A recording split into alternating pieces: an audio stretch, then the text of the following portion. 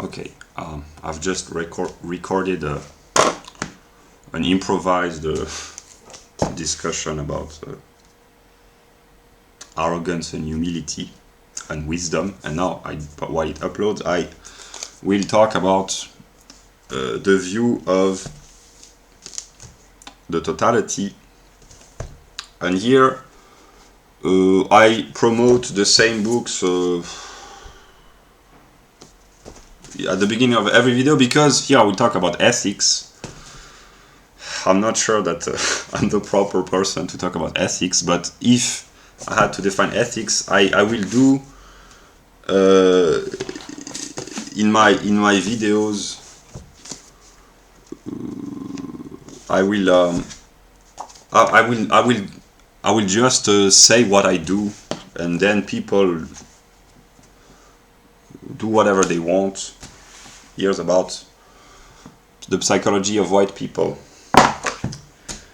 Yeah, I just really a good piece of advice that is just take the time to look at the comments about some of these books, and just to realize that many people are becoming conscious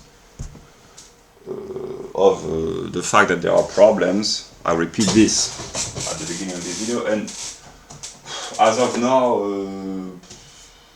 I don't have a backup plan, but I give eventually a backup plan to the people. Yeah, I share the links. That's the story that I tell myself. I have many contradictions. I will try to make my videos successful. I understand that I have to make shorter videos where I talk about relatable topics, but I will not maybe I will unconsciously, but I will not pretend that I am the good guy. Oh, you can relate because I'm just like you. No. Or maybe I am, but I've talked about this in a previous video. So now I will introduce the view of the system, and I will just talk for. I try to make videos which will be between 15 and 30 minutes, and still I grant myself the moral right and the moral duty maybe to really contribute for as long as I have to, a few hours per day to improve my system, and eventually maybe to make longer videos depending on the circumstances. But I try to balance my day. And another piece of advice that I can give to people, which is really good, because I do not expect them to do it, but this is what I do. I quit my bullshit job in February, and I replaced this with what I think is at least useful in these current circumstances, namely an intellectual work. It's not really work, namely it's not blue-collar work, but I work every day as hard as I can, which means I set myself high standards, but there are moments when I become kind of dissolute in my work because I'm just tired, or yeah, but I try to work as hard as I can. I don't expect others to do it, but this is what I do. And about the problems of the economic life, I go out every day to buy the common groceries.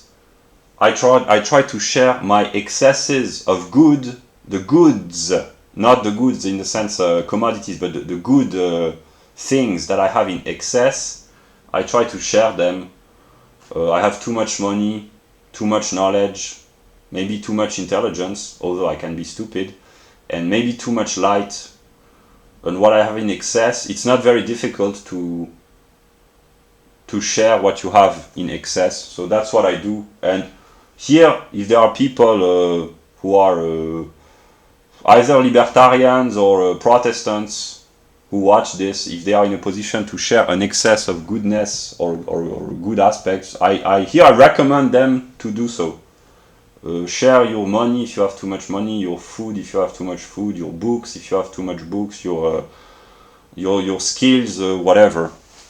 Yeah, because I will do the same when I'm in a position where I lack things. I don't know if I will be good enough to share in this situation, but as long as I am in an excess of light or money or intelligence or whatever, I will share with others and whatever.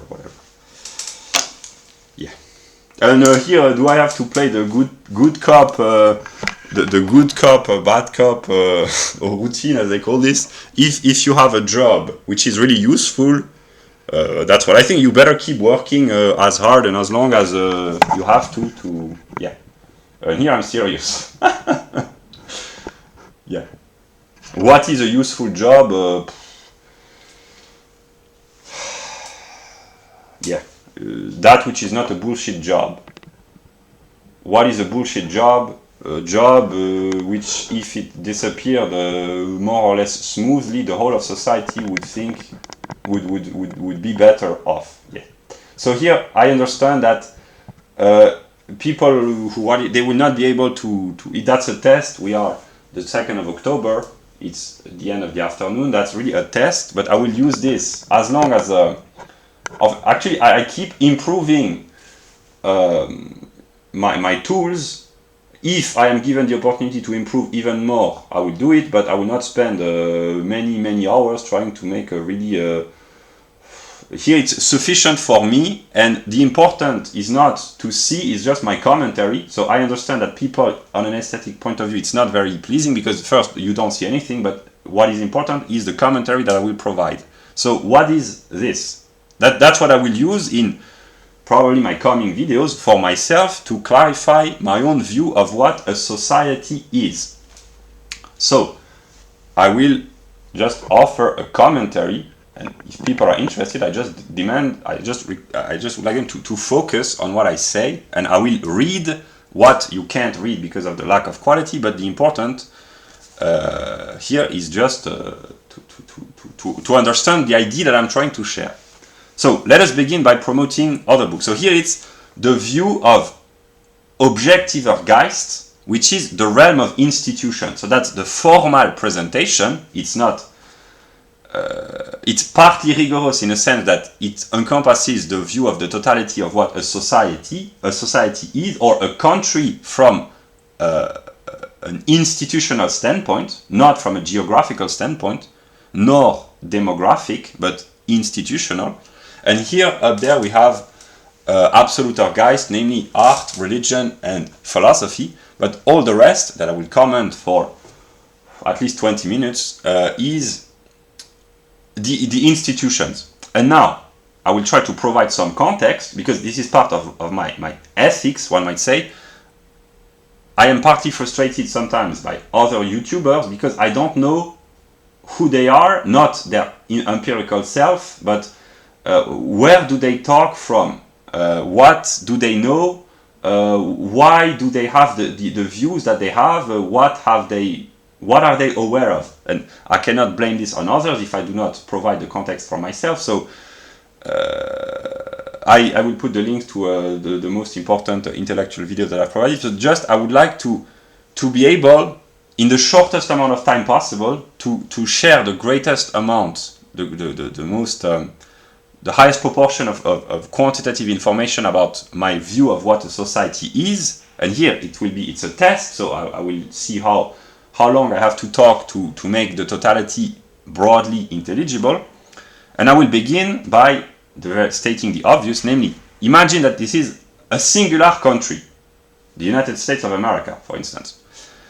First, a country exists as a geological entity. Entity is a category which is very vague, but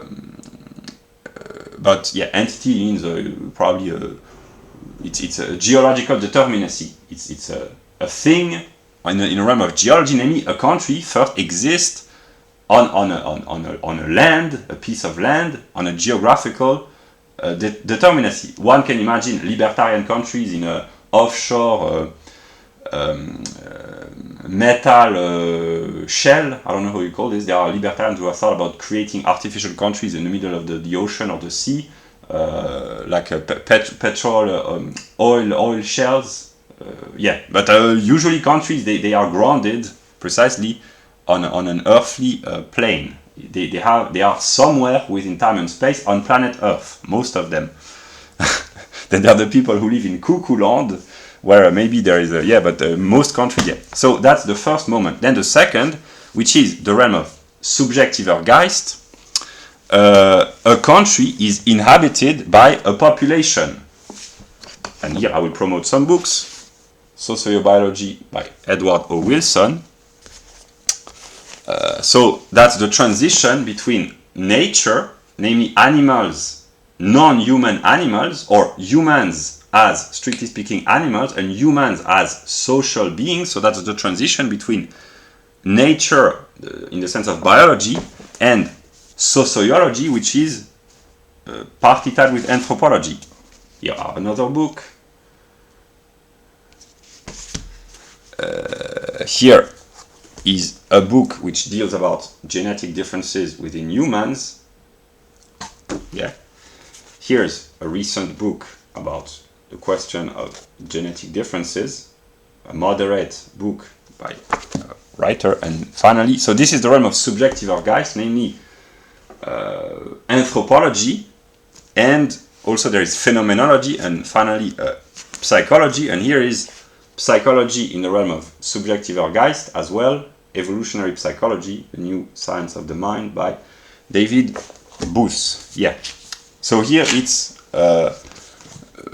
just to situate the context. Then there is this was subjektiver Geist. Then there is phenomenology, namely the study of the consciousness of man.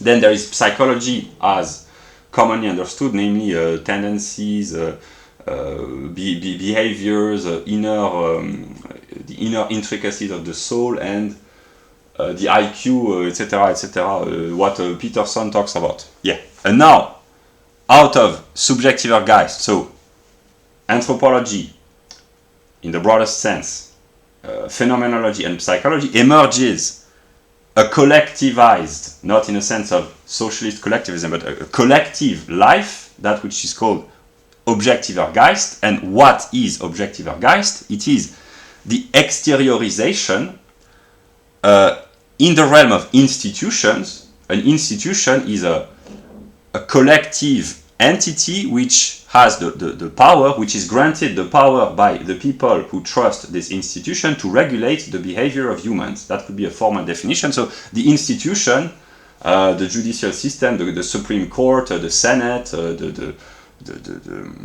White House, I mean, it's not really an institution, but these are illustrations of manifestation in the realm of physical location of institutions. But actually, the White House or the Senate is not the building, it's the set of law. Namely, the White House lives in the mind of the president, the Senate lives in the mind of the senators and of those who obey them, in a way. That's why the institutions, they are made manifest, because they have to be present, like, or a police office, it exists physically, it has a spatial and geographical and physical existence, the police office, but the police is a state of mind, in a way. That's what the state, there are institutions, buildings, these are precisely, these are not institutions, these are buildings, and then the institutions are the invisible regulations, regulatory relationship between all the members of a given society. That's why an embassy, the constitution of a state is valid in the embassy, although the embassy is in a foreign country. That's why this realm, it's actually made visible. For example, economics, of course, it is visible because all the products of economics are physical, tangible objects, but the laws of economics, the laws of sociology, the way the young are instructed or educated, it's invisible in a sense. The schools, they are physical material object, but the way a society educates its youth, it exists in the mind of people, in a way. And I don't know if it's very clear, but it's just to explain that this is the realm of the invisible, which is made manifest through phenomena, institutions, physical buildings, offices, etc. But this is an invisible relationship. That's why the spirit, subjektiver Geist, the soul, the anthropological determination, is partly physical, mostly physical and biological, but objective ergais, it's a step further in the realm of the invisible ties, one might say. Yeah. And the soul of a people, its genetic determinations and racial characteristics and psychological tendencies, which themselves are derived from the genetic behavior, they are exteriorized and made manifest through the set of interrelationship that we call institution, these invisible ties which precisely unite a people together. So, I've been talking for 15 minutes. Now I will just comment briefly. This is how I envision this. It can change, but basically there are all this is a totality, a whole with most of the parts, if not all the parts. It can be further detailed, of course. It can be subdivided even more, but it's a whole, a totality. That's a social totality, which itself is derived from an anthropological totality, which itself is derived from nature, the realm of physics, chemistry, biology. So the way I envision this, here I grant myself the right to correct Hegel. Because here, for me, it begins with the family and morality, which in the encyclopedia is C and B, and for Hegel it begins with das Recht. I understand why this, but in order to make this intelligible, I grant myself the right to challenge Hegel. You've just made a serious mistake. Not as serious as yours, I'm afraid. No, seriously. But I understand myself. Basically, to make intelligible, here we have the family. I comment the family, marriage, education in a sense of upbringing, because we have education in a sense of upbringing, and here we have the educational system, which is education in a sense of instruction. Yeah. And here also we have the family in a sense of the social family. That's why it's marriage and the spouses, the husband and the wife living together, whereas in the realm of evolutionary psychology, which is subjective ergais, which does not appear on this table board, there is also the family, but it's more on an anthropological level, namely simply the reproductive process. And yeah, so here would really the sexual aspect, how to bring forth children, etc. Here it's more the social aspect. So yeah, it's really the way I interpret this. So the bedrock of a society is the family unit. It can be man and woman, but there can be polygamous societies, and this has existed, but whatever. So we have family, marriage, education, and men and women relationship in a social sphere. That would be gender roles in a way. In the realm of subjective ergais, this would be sex differences, and in the realm of objective ergais, this would be gender roles. That's why the leftists say that gender is a social construct. Yeah, it's partly true, but it derives from biological differences. Yeah. So the way I interpret this, there is the family with the determination that I've just mentioned. Out of the family emerges set of standards of behavior, a sense of responsibility, ethics, and the notion of good and evil, which varies in society and throughout time. I mean, there are things which are considered good or evil in all societies, but just an example, talking about sex was considered evil morally in 19th century England. Today, talking about race is considered evil in Western societies. That's just an illustration. So this is the realm of morality. A society, in order to function, there has to be an economic system, namely how to produce resources, to manage, to store, to produce, to exchange limited resources in order that the society might reproduce itself and maintain itself. So that this is economics in the formal definition, how to manage a limited amount of resources. And in the modern world, here are example, this is measured by the GDP, the population below the poverty line, export and imports. This, of course, is a developed society. This is borrowed from the CIA fact book that I have. Yeah, but yeah, I just improved my system, as I call this, with the view of the CIA. Yeah, so that would be economics. And of course, what I'm trying to share is that the family influences economics, but economics influences the family in times of prosperity or economic recession in the long term. People will have more or less children. They will choose to marry earlier or later. It will have an impact upon morality. So here we just have three determinations, and there is already a reciprocal interaction. Morality influences, for instance, the collective morality of a people, which emerges from the interrelatedness of all the aspects of society, will determine whether young men decide to marry or to have the hookup culture. So the whole of society will influence morality, which will have an impact upon family life, which will influence economics, the number of children, the education that they receive. Are they encouraged to perform? Are they encouraged to realize themselves doing whatever? Are they encouraged to, are they mistreated, etc.? So just with three determinations, which can be even more divided into more categories, it's already very complex. But then there are many more determinations. So here, that's how I envision this. There is the educational system. In a modern society, the purpose is to instruct the youth so that they might become productive members of society. That's the exploitative aspect, namely the purpose of children and teenagers is to be educated to become bureaucrats, to perpetuate a system that everyone hates. Yeah, that's a joke. It might backfire against me, but no problem. I mean, I may complain, but yeah.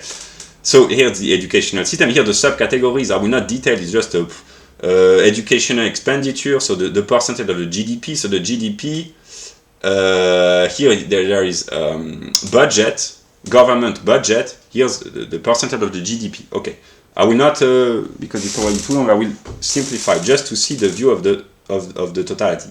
Here it's sociology, which is connected with economics. So here, this is how I envision this, but actually it's connected. That's why economics and sociology can hardly be distinguished, because they reciprocally influence one another. So we would have the distinction of society into various classes, the division of labor, the modes of production, agriculture, industry, services, the occupation of the land use dedicated to agriculture, pasture, forest, etc., and health, eventually, the health system. So it is connected with economics. The more the economy thrives, the more the division of labor becomes specialized, and the reciprocal is true as well. The more an economy is specialized, the more the economy thrives. And then people are encouraged to adopt service jobs in developed societies at the expense of industry and agriculture. This is what has happened over the past 40 years. I simplify in mostly Western countries. I take the example of England. The English, they have become financiers and they have sacrificed their industry, but it's a movement prevalent throughout the West. But just an example.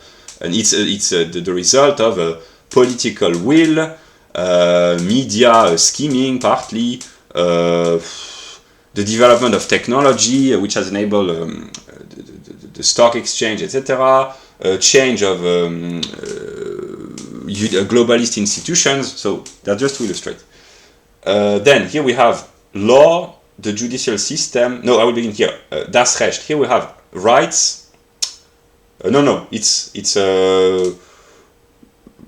I will explain how I envision things. So there is the family, morality, economics, the educational system, sociology. Here is culture in the broadest sense. Here we have culture in the terms of art, so that's artistic expression. Here, culture is meant work ethics, leisure, social behavior, ways of life, customs, and eventually entertainment. It exists mostly in modern society, but every human society has various forms of entertainment. So that's culture. It's a mixture between sociology, economics, and eventually art, but it's kind of vague. Precisely that's why people have a problem defining what a culture is, because it cannot be easily qualified nor quantified. It's like a civilization, but precisely a culture is the totality of all the determination of a society. Yeah. So these are envisioned things. The economy has to be financed. that's the blood of the economy in a way, which makes the flow, the cash flow circulate, exchange circulate, facilitate the exchange, etc. This is what brings movement and life to the economy. It has to be financed. That's why people who complain about finance as completely disconnected from economics, they are interconnected in a way, like everything else, one might say. Then there is the government, which is the product of a constitution. The constitution is the highest form of enactment, or the highest standard of law. So here we have das Recht, which is right. So rights, property rights, contracts, natural rights, they are derived from the constitution. It's the fundamental. Here it's a logical determination. This is the ground of all existing laws. So there is the fundamental legislative determination, and from this derives all the particular rights, individual and collective. Here we have more individual rights, in property, contract, etc. And here we have more the collective rights and the judicial system.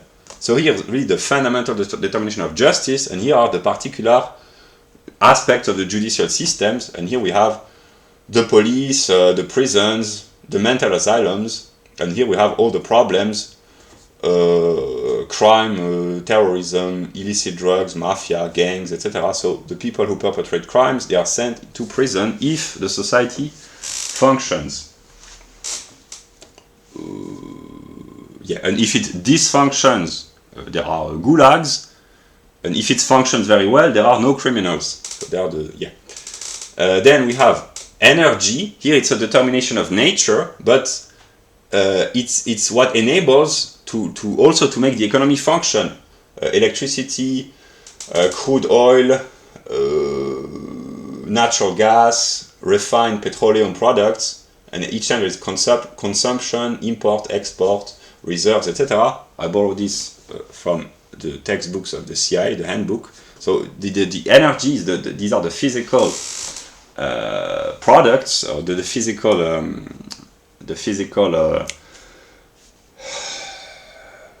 units, one might say, in electricity, oil, gas, etc., which enable the economy to function and to move, basically. So out of the constitution derives particular rights, individual rights, and also the government, which is responsible for defending and protecting the constitution when the government is not corrupt. Sometimes these are the people who have to defend the constitution against the corruption of the government.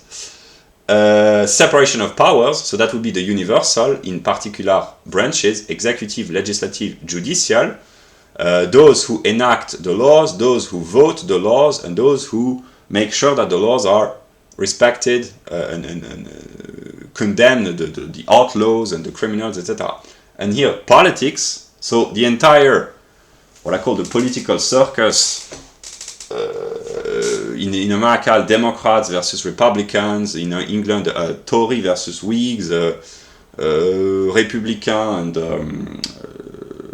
Socialist, En Marche in French, Die Linke, CDU, SPD in Germany. The political, in a democracy, this is the political life, which, in order to situate within the context, it depends upon finance, economics, the educational system, the elites, the political elites, which are not the real elites, because the real elites, they are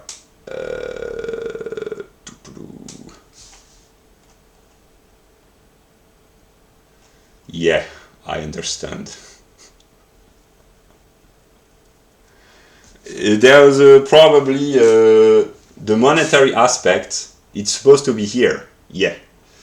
Maybe that's God making a joke on me, I don't know. But here's money and banking, and the real elites, of course. These are the deep state and the secret services, which are financed not by this kind of finance, but by monetary and banking.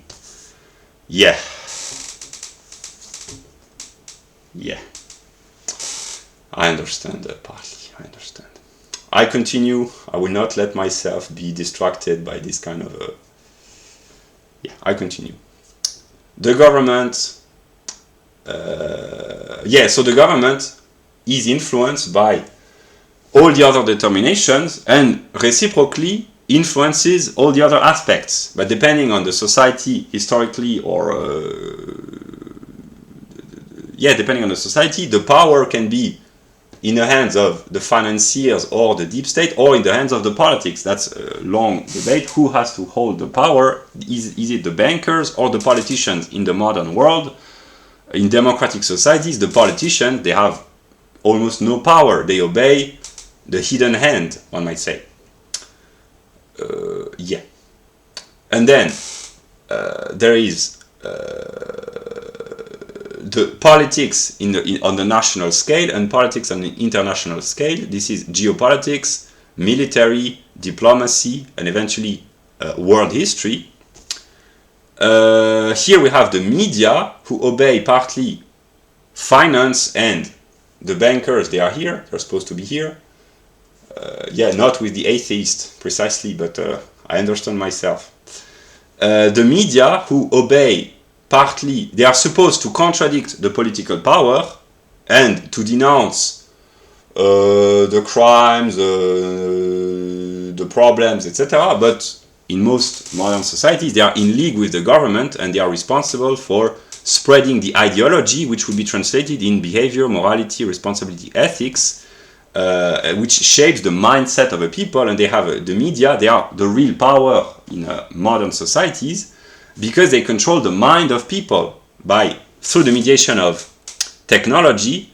Here, of course, there would be television, but precisely a change of technological innovation, which is derived from an economic changes. So innovation brings about something like the internet, which enables people to contradict the view of the traditional media spread on television. And here we have that this is borrowed from the CIA: telephone, internet, big data. The big data, that's not from the CIA, but yeah. And here transportation, which is the logistic and the collective infrastructure of a country, namely the roads, airports, railways, etc., which enable the circulation of commodities and people within a country and between countries. Yeah. And finally here we have still as geopolitics or international politics, we have lobbies, non-governmental organizations, globalist institutions like IMF, UNESCO, the United Nations, and environmental issues. So that would be the premises of a world government. That's what people complain about, or that's what they celebrate. Namely, they say that the government has to obey the lobbies, which are financed by the bankers and secretly controlled by the deep state. So that's the view of a society in 32 minutes. And now I will just... So I kind of understand. There was, I forgot, money and banking. I understand. So yeah, of course, now I will use American common sense to try to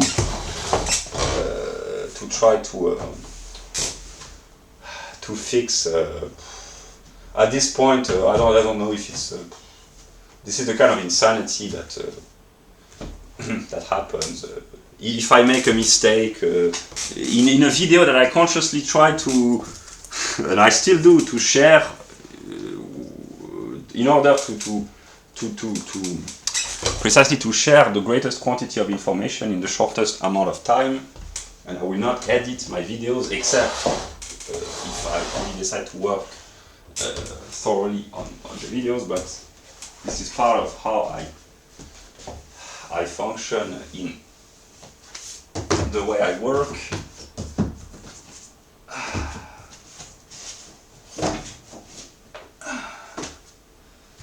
Yeah.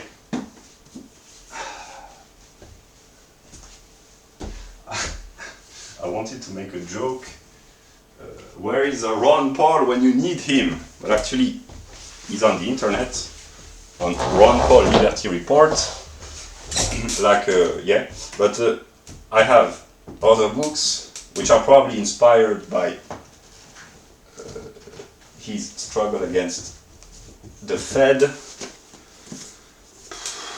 So we will do without Ron Paul, but with those he inspired through his work.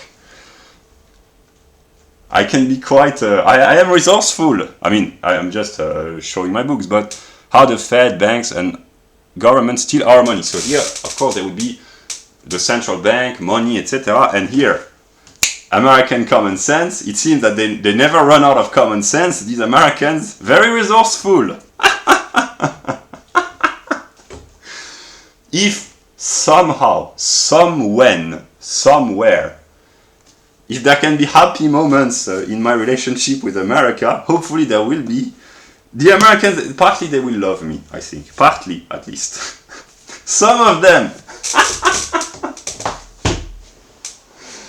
Yeah. If they hear about me somehow, we will see that maybe. So yeah, more seriously.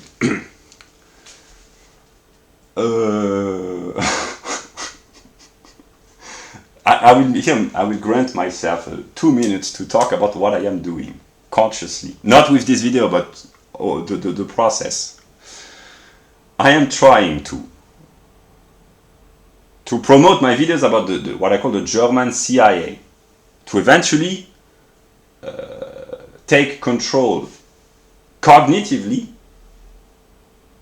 of the world, eventually, by understanding and by recognizing the world as the exteriorization of my mind, partly or completely.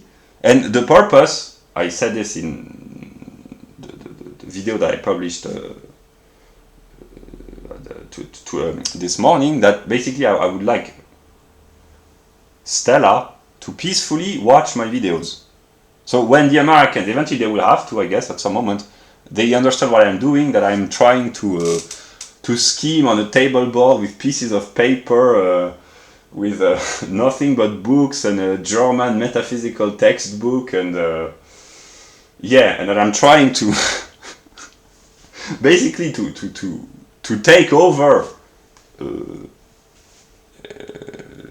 the world's first superpower economically, etc., just so that a young American girl can watch my videos. It maybe they say okay, maybe they say okay, maybe that's typically American. I don't know what they will think, but maybe it is. So yeah, here we have art, religion, and philosophy or sciences. Namely, art is the manifestation, first the unconscious manifestation of the life of a social totality, which itself is the product of a people. So art, here example, architecture, painting, sculpture, cinema, photography, video games, movies and cartoons, literature and poetry, dance, music, theater, pop music. So it reflects, here it's the logic of essence, it is the reflection, the mirror of a society. That's why listening to the songs produced by a country or looking at the works of art, the movies, etc., enables to understand a society. That's why someone like Eminem, he talks about America, but he's more than just American. He's European, he's kind of also universal, but one aspect of his song is to describe the life of America. By listening to the songs of Eminem, one can learn a lot about America, about the human psyche, about Europe, partly also because he's partly European, as I envision this. But that's why listening to music, and I encourage people to do so, enables to understand it, and it enlightens the totality, because the music artists, they are the product of a given society. Their artistic expression can go beyond the limitations of their particular countries. This is what happens with great musicians and great artists at all times and everywhere, but they nonetheless reflect partly the particular society in which they have grown and developed. That's why the great artists, they belong to their society, but also they belong to their civilization or their people or to the whole of mankind when they are really great. Yeah. So yeah, it's art, here it's religion, the various classification, the various types of religion with the proportion, etc. Like Christians, Jews, Muslims, atheists, Hindus, Buddhists, the various Asian religion, Jainism, Sikhism, Taoism, the native faith, all sorts of spirituality, esotericism, etc., etc. And finally, we have here philosophy, which means science, the sciences, ontology, metaphysics, logic, epistemology, and eventually absolute knowing. And philosophy is the self-reflecting thought of the totality, not only of a given society, but eventually of all societies in their interconnectedness, but also of subjective Geist and nature. So that's really complex, but here it's really simplified. But I will just take just 2 minutes or 3 minutes just to explain that any given determinations, let us take any politician, a random senator, a Republican senator in the US, in order to understand who he is, what he does, how he behaves, what he believes in, the totality, just to understand one politician, the totality has to be reconstructed. Is he a Protestant? Hopefully he is. We will not let Catholics run this country. That's a joke. But I think the Americans, maybe they have been dumbed down to such a point that they have forgotten that their country was supposed to be partly Protestants, maybe completely. I don't know. That's a joke. I will not make. I'm in a mood to be positive, but the positive doesn't come without the negative. Yeah, just imagine a random politician. He's determined religiously, but his religion comes from his family upbringing, most notably the tradition of the society, etc. But he also he's in a political struggle with his opponent, either Republican or Democrat. He seeks to be elected to exert responsibility as a senator or as a whatever. He has to obey the head of the government. He will talk about economic issues to try to appeal to a certain sociological branch of the population, or he will talk about moral issues. He will talk about abortion or gun rights or border illegal controls or whatever, to appease, if he's a schemer, in order to appease the tension and to appeal to a certain branch of the population. Or if he's honest, it can happen sometimes. Some politicians are honest. The quantitative proportions, I'm not sure that they are very high, but when they are honest, they simply defend their ideas, and when they are not, they try to seduce, and they use various modes of psychological manipulation through the media. They try. I don't blame them. That's how it works. Then there are endless debates about how to reduce crimes, illicit drugs, etc., etc. He will partly is influenced by the geopolitical state of affairs, one might say. Maybe he's secretly financed by some lobbies who receive their money from the banking system in order to promote globalist agendas or whatever. I don't know what to say. He will use, maybe if he's a young, vigorous politician, he will use the internet to share his idea. He will have a nice website where he can share his views on politics, crime, immigration, how to solve the problem of the overcrowded prison, the authority of the police, or the division of labor, the role of unions, whatever. Yeah, he will attend entertainment shows in order to show his proximity with the people. You see, I'm just like you, I watch soccer. Or no, they do not watch soccer in the US, but whatever, the Super Bowl or whatever. I'm just like you, although I steal your money through taxes, and you have to work stupid jobs so that I am paid to do a useless bureaucratic. It's not strictly speaking bureaucratic, but I talk about lowering the taxes, but actually I steal your money through forced taxation, etc. That's the kind of that's not what he says, but that's how it happens basically. Yeah. That's just an illustration, just to understand one politician, and then you have to take into account the geopolitical context. You have to take into account his own anthropological determination as an individual. What is his origin? Why does he behave the way he does? You have to take into account the ethnic composition of the country, the socio-biological tendencies. There has been a book written by anonymous conservative about the RK strategy and the divide between left-wingers and right-wingers in the realm of politics, etc., etc. He will have more or less scientific or philosophical knowledge. Maybe he will have philosophical beliefs about gun ownership or abortion, which might be derived from religion or from philosophical investigation. He will enjoy certain forms of art.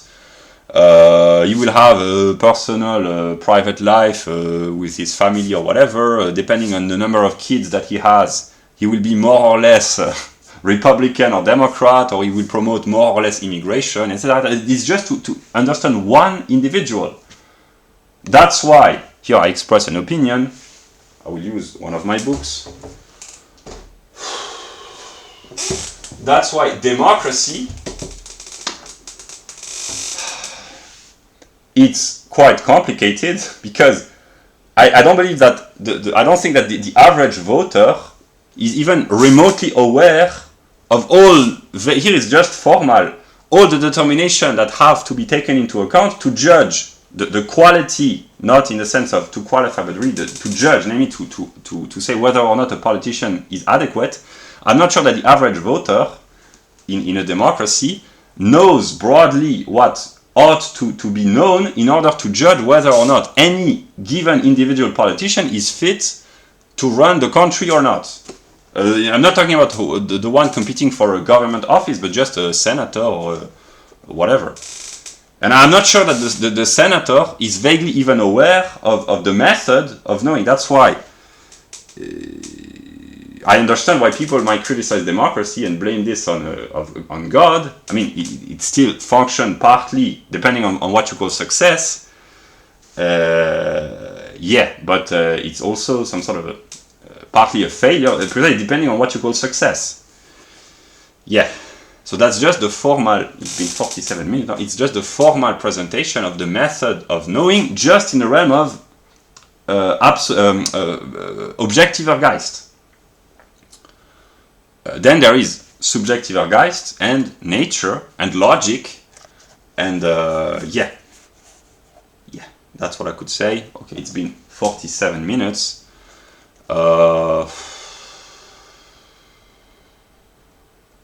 I've talked randomly, but it's just to illustrate, and from now on, as long as I publish videos, I will use this for myself to comment. Yeah, just to illustrate. If people have watched up until now, they will watch for a couple of minutes more. This book, let's just to illustrate. This book, what is it? It's an economic product which spreads ideology, so it's kind of a political ideology, which is made available through, I'm not sure that the Mises Institute is a lobby, but it's a think tank, one might say, or it's a group of reflection. So let us say here that would be classified among lobbies, one might say. It's not really so, but let us imagine. So it's a political book. It's also an economic product, made available through the internet. It's the product of Mr. Hoppe, who is German. He happens to be German, who believes in personal responsibility, private property, freedom of association, etc., etc. And it's a response. It was published in the early 2000s to the many problems that were confronting America in terms of standards of behavior, immigration, excesses of taxation, the disruption of the economy, and the overall decline, with the very high standards that America had set, but the overall decline of America. So that was a German trying to introduce a little bit of disruption for the greater good, one might say, in America. And yeah, and I know broadly his story. He was trained as a Marxist, and then he became a libertarian. He met Murray Rothbard, etc., etc., and he advocates private police, private policing, not policy, but policing, private security agency, private law, private property, etc. But he's a reaction against maybe the excesses of a socialist tendency, and there are the counterpart, namely there are left-wing anarchists who promote also some sort of a natural order, but the definition of a natural order in the left and the right, they are different, but they both agree with the book that I've promoted at the beginning of the video, namely the problems of the bureaucracy. Did I say democracy? Bureaucracy, I meant. Yeah. Yeah. And yeah, this book appeals to a certain class of people, mostly high middle class white people who care about the future of their children or just want to improve their business opportunities, but these are disenfranchised middle class people. It doesn't appeal to what is commonly called white trash, because it requires a high level of intelligence and knowledge and focus to read and understand this book, but it's for the disenfranchised middle class whites who are kind of frustrated by the system. And this is how, broadly explained, how this book came into being. It didn't receive a lot of media coverage because this is not the kind of books that the media spontaneously promote. Yeah. And it's an attempt to solve one of the problems, namely a particular group of people. It appeals mostly to white people, but it promotes universal economic and legislative and economic determination, which could be applied with a gold standard, which could be applied to all countries, and that's why it has had success in countries, I think, like South Korea and maybe Turkey also as well, and maybe some Southern American. That's why it's a universal phenomenon. I mean, no, because he hasn't sold many books, but potentially it can apply to all societies because it simply expounds some of the rules of a functioning society. Yeah, but yeah, that's just an illustration. So that's what I could say. I've improvised. Now I will take a short pause and I will keep working, and yeah, that's what I had to say.